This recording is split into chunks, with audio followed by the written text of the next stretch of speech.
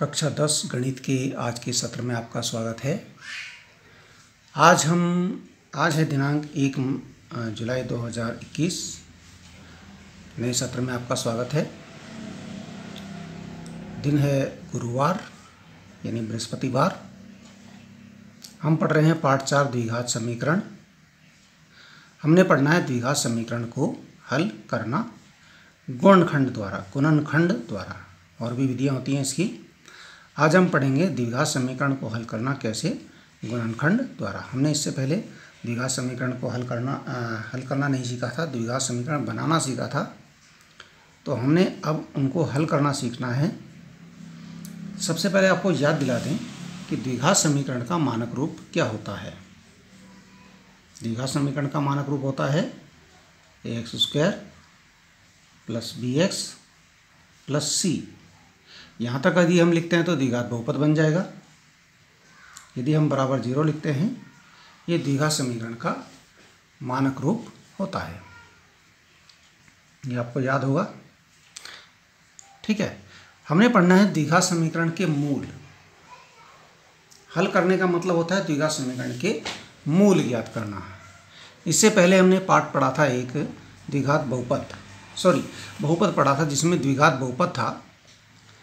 तो द्विघात बहुपद के मूल तो नहीं थे, द्विघात बहुपद के थे शून्यक। जैसे एक द्विघात बहुपद है, मान लिया जाए ax² + bx + c। ये द्विघात बहुपद है, द्विघात बहुपद। इसके यदि इसके शून्यक क्या होते हैं? शून्यक होते हैं, मान लिया जाए अल्फा और बीटा हैं। शून्यक आपने पहले निकाले हैं, ठीक है ना। तो और यदि एक द्विघात समीकरण है ax² + bx + c = 0, और इसमें x बराबर यदि अल्फा या बीटा आ जाए तो ये भी आपका क्या होगा? इसके मूल होंगे। ये शून्यक हैं, ये मूल हैं, बात एक ही है। ये क्या है? मूल। मतलब जो द्विघात बहुपद में शून्यक हैं वही द्विघात समीकरण में मूल हैं। द्विघात समीकरण के मूल मतलब द्विघात बहुपद के शून्यक। तो इसका मतलब आप ये आपको ध्यान रखना है कि आपने पहले ही ये सीख चुके हैं मूल ज्ञात करना, क्योंकि आपने द्विघात बहुपद के शून्यक तो आप ज्ञात करना सीख ही चुके हैं इससे पहले। बस द्विघात समीकरण की यदि आप शून्यक निकाल सकते हैं द्विघात बहुपद के, तो द्विघात समीकरण के मूल भी आप ज्ञात कर सकते हैं, ठीक है ना। चलो इसके लिए अब हम एक एग्जाम्पल लेते हैं, एग्जाम्पल से करके देखेंगे। ये हमने एग्जाम्पल लिखा है यहाँ पर। ये है 2x² + 5x + 3 = 0। ये होगा द्विघात समीकरण। बराबर 0 है तो द्विघात समीकरण हो गया। यदि 0 बराबर में न होता तो द्विघात बहुपद होता। इसके मूल यदि हमें ज्ञात करने हो तो हम क्या करेंगे? क्योंकि इससे पहले अपने द्विघात बहुपद का गुणनखंड किया है मध्यपद विभाजन से, तो मध्यपद विभाजन से ही यहाँ भी गुणनखंड करने हैं। देखिए हमारे पास है 2x² - 5x + 3 = 0 लिखा है। तो हम यहाँ पर इसके गुणनखंड करेंगे। कैसे करेंगे? मध्यपद विभाजन कैसे होता है? पहले हम अचर पद और x² का जो गुणांक है उसको गुणा कर लेते हैं मन में।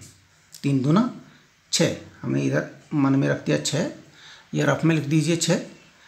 और बीच में हमारा जो x का गुणांक है वो है 5 है, -5 है, ठीक है। तो हमें ऐसे दो जो है संख्याएं खोजनी है या ढूंढनी है जिनका गुणा करके तो 6 आए और जोड़ करके आए 5। गुणा करके 6 और जोड़ करके 5 क्या हो सकती है?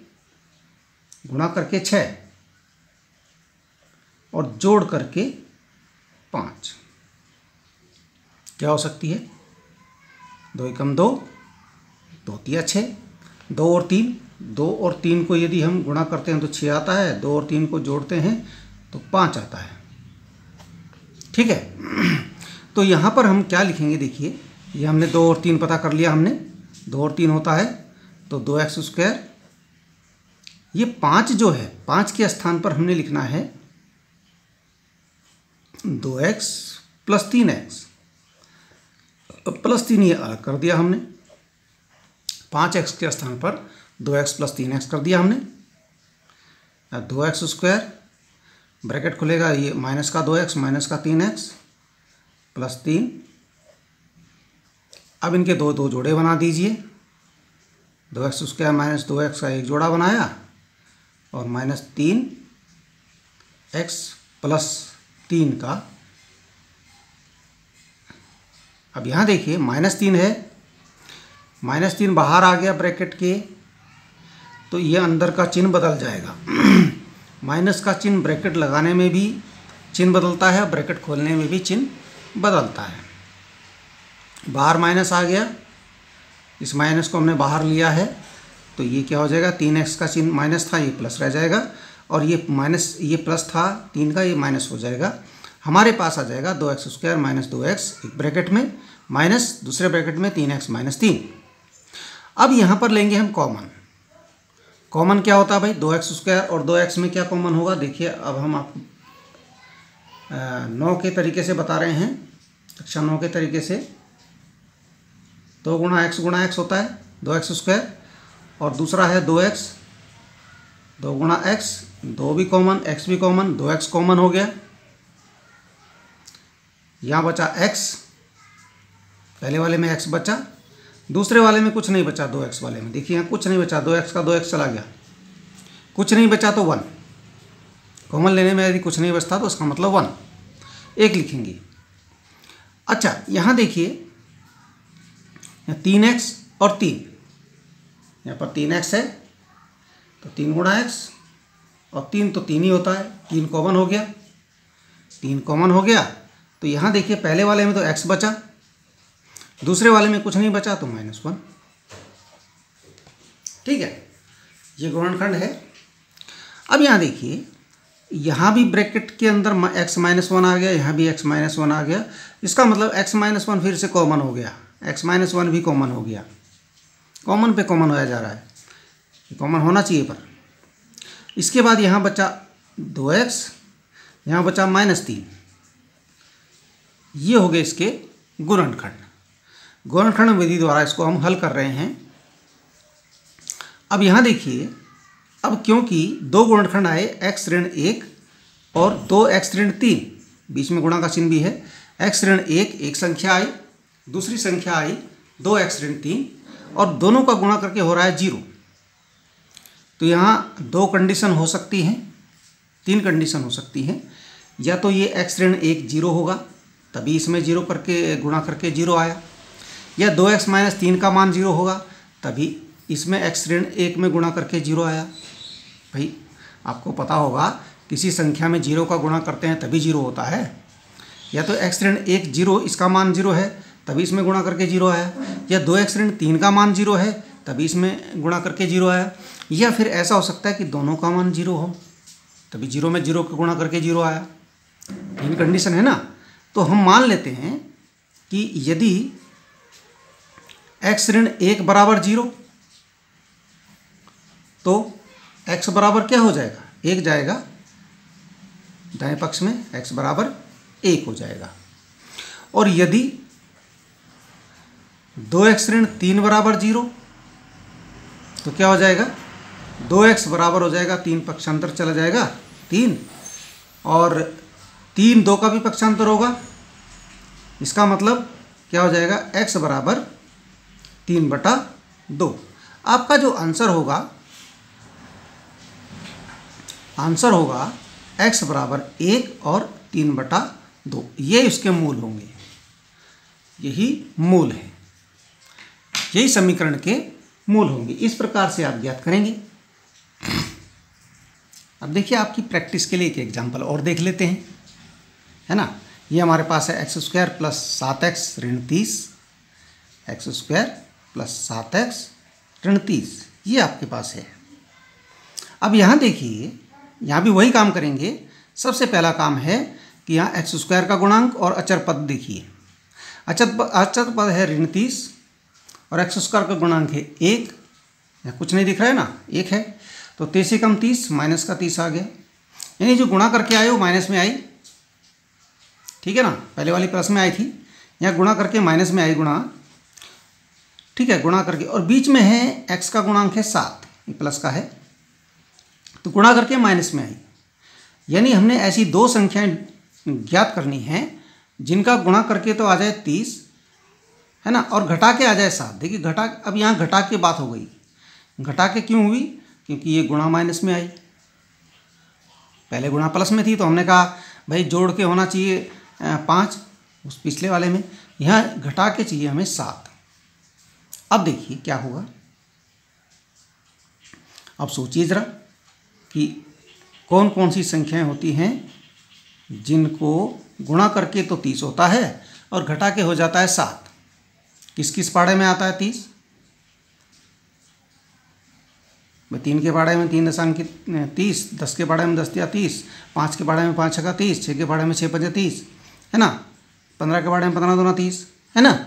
तो यहाँ पर 10 तिया 30, 10 तिया 30, देखिए 10 में 3 की गुणा करेंगे तो 30 हो रहा है, 10 में से 3 घटाएंगे तो 7 हो रहा है, बिल्कुल फिट बैठ गया। तो यहाँ लिखेंगे 10x ऋण 3x, ऋण लगेगा यहाँ पर क्योंकि हमने बोला घटा करके, ठीक है ना। अब यहाँ देखिए एक्स स्क्वायर प्लस 10x ऋण 3x ऋण 30, ब्रैकेट खुला, कोई परिवर्तन नहीं हुआ क्योंकि बाहर प्लस था, चिन्ह वैसे के वैसे ही आ गए, ये प्लस में रह गया, ये माइनस में रह गया, ठीक है। अब इनके जोड़े बना दीजिए, एक्स स्क्वायर प्लस 10x, एक जोड़ा बना, माइनस 3x, देखिए अब यहाँ माइनस बाहर आ गया तो ये प्लस हो जाएगा यहाँ पर। ध्यान देते रहिए, हर स्टेप का ध्यान दीजिए। अब यहाँ इसमें देखिए, इसमें कॉमन आप अलग इस प्रकार से भी चेक कर सकते हैं, एक्स स्क्वायर बराबर एक्स गुणा एक्स, और 10x बराबर होता है 10 गुणा एक्स, यहाँ एक्स कॉमन हो गया, यहाँ पर बचा, इस जगह पर बचा x, 10x वाली जगह पर बचा 10, ये आ गया माइनस। अब यहाँ कॉमन देखिए, ये 3x है, 3 गुणा x, ये 30 है, 3 गुणा 10 होता है 30, और 3 हो गया कॉमन, 3 कॉमन हो गया, क्या बचा देखिए यहाँ 10x बचा प्लस यहाँ 10 बचा, हो गया ना दोनों जगह वही x प्लस 10 x प्लस 10। अब एक चीज़ तो आप समझ रहे होंगे कि जब हम कॉमन लेते हैं तो दोनों जगह ब्रैकेट में सेम चीज़ आनी चाहिए, x प्लस 10 यहाँ भी आया, x प्लस 10 यहाँ भी आया, तब आपका सवाल सही होगा। x प्लस 10 देखिए, x प्लस 10 को हम कॉमन ले लेते हैं क्योंकि दोनों ब्रैकेट में एक ही चीज़ है, तो क्या यहाँ क्या बच रहा है, x बच रहा है, यहाँ क्या बच रहा है, ऋण 3 बच रहा है, तो ये हमारा गुणनखंड कंप्लीट हो गया। अब फिर वही प्रक्रिया कि भाई जब देखिए दो गुणनखंड आए, x प्लस 10 आ गया, दूसरे ब्रैकेट में x ऋण 3 आ गया, दोनों को गुणा करके हो रहा है 0। दो संख्याओं को गुणा करके 0 तभी होता है या तो एक कोई संख्या 0 हो, या ये 0 या ये 0, या दोनों की दोनों 0 हो, है ना। तो यदि x प्लस 10 बराबर 0 तो x बराबर 10 कॉमन जाएगा, 10 जाएगा पक्षांत में, ऋण 10 हो जाएगा। और यदि x ऋण 3 बराबर 0 तो x बराबर 3 दे जाएगा, प्लस का हो जाएगा 3। आपके मूल क्या आ गए, मूल आ गए ऋण 10 और 3, ऋण 10 और 3, ये आपका आंसर हो गया, ठीक है। अब देख लिए बात हो रही है प्रैक्टिस की, तो प्रैक्टिस के लिए एक और देख लेते हैं, एक एग्जाम्पल और देख लेते हैं। ये हमारे पास है 6x स्क्वायर ऋण x ऋण 2 बराबर 0 की मूल ज्ञात कीजिए, ठीक है ना। ये हमारे पास क्या है, 6x स्क्वायर ऋण x ऋण 2 बराबर 0 के मूल। फिर वही देखना है अचर पद और x स्क्वायर वाला गुणा करके आ जाए 6 गुणा अचर पद ऋण 2 है ऋण 12, गुणा करके आ रहा है ऋण 12, ठीक है। और बीच में जो x का गुणांक है वो दिख नहीं रहा है यहाँ पर, दिख रहा है? नहीं दिख रहा है, इसका मतलब यहाँ पर 1 है, ठीक है ना। अब आपको ऐसी दो संख्याएं सोचनी है जिनका गुणा करके तो आ जाए 12, और चूंकि गुणा हमारी ऋण में है तो घटा के आ जाए 1। अगर गुणा धन में होती तो जोड़ के होता है, लेकिन यह ऋण में है तो घटा के 1, ठीक है ना। गुणा करके 12 और दोनों को घटा के 1। अब किस किस पाड़े में 12 आता है भाई?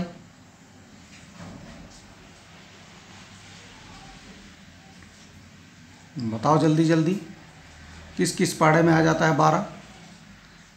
3 चौक 12, ठीक है ना। तो 4 में से 3 घटा दीजिए, 4x ऋण 3x, ठीक। अब इनको ब्रैकेट खोल दीजिए, 6x² ऋण 4x। अब क्योंकि बाहर ऋण है तो ये प्लस हो जाएगा, प्लस 3x। बस चिन्हों का जरूर ध्यान रखें, चिन्ह इसमें गड़बड़ कर देते हैं हमारे। अब 6x² ऋण 4x, ये तो एक ब्रैकेट में चला गया, धन 3x ऋण 2 ये दूसरे ब्रैकेट में चला गया। यहाँ देखिए धन था बीच में, कोई चिन्ह में परिवर्तन नहीं हुआ यहाँ पर। अब देखिए 6x² ऋण 4x, इसमें कॉमन लेना है। 6x² जगह 2 गुणा 3 गुणा x गुणा x, और 4x बराबर 2 गुणा 2x। अब देखिए यहाँ x, एक तो x हो गया कॉमन, एक 2 हो गया, यानी 2x कॉमन हो गया। क्या कॉमन हो गया? 2x। क्या बचा यहाँ पर? 3 और x, 3x यहाँ बचा, माइनस क्या बचा? यहाँ केवल 2 बचा, 3x माइनस 2 हो गया। यहाँ क्या बचा? यहाँ पर देखिए 3x है, 3x 3 गुणा x होता है, फिर 2 है, 2 तो 2 ही होता है, 2 में 3 तो हो नहीं सकता, 2 तो 2 ही है, मतलब कुछ भी कॉमन नहीं दिख रहा है यहाँ पर। जहाँ कुछ कॉमन नहीं दिखता है वहाँ पर एक कॉमन लिया जाता है और अंदर वैसे का वैसे इसको लिख दिया जाता है। देख लीजिए दोनों ब्रैकेट में सेम चीज़ आ गई। अब आप क्या लिखेंगे? 3x ऋण 2 कॉमन हो गया, क्या बचा? 2x प्लस 1, ठीक है ना।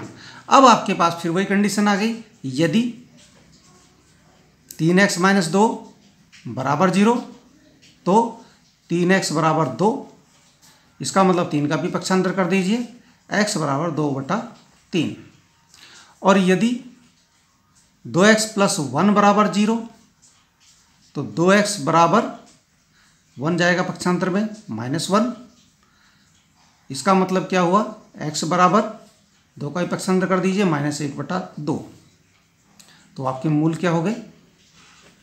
मूल हो गए x बराबर 2/3 और ऋण 1/2। दोनों मान आ गए, 2 ही मान आते हैं यहाँ पर, मूल 2 होते हैं, किसी भी द्विघात समीकरण के 2 ही मूल होते हैं, ये आप ध्यान रखें, ठीक है। तो ये आपके लिए प्रैक्टिस के लिए हमने आज आपको बताए, ठीक है। तो प्रैक्टिस आप घर में भी करेंगे, ये तो आप कर ही लेंगे क्योंकि आपने देख लिए हैं, आप देख लेंगे तो कर ही लेंगे, है ना। समझने के लिए है, फिर आपके करने के लिए है। 2 प्रश्न हम करने के लिए दे रहे हैं आपको। ये देखिए यहाँ पर 2x² प्लस x ऋण 300 बराबर 0, इसको, और x² प्लस x माइनस 306 बराबर 0 के मूल ज्ञात कीजिए। ये 2 आपने करने हैं, ये 2 आप कर लेंगे, ठीक है। Okay and thank you.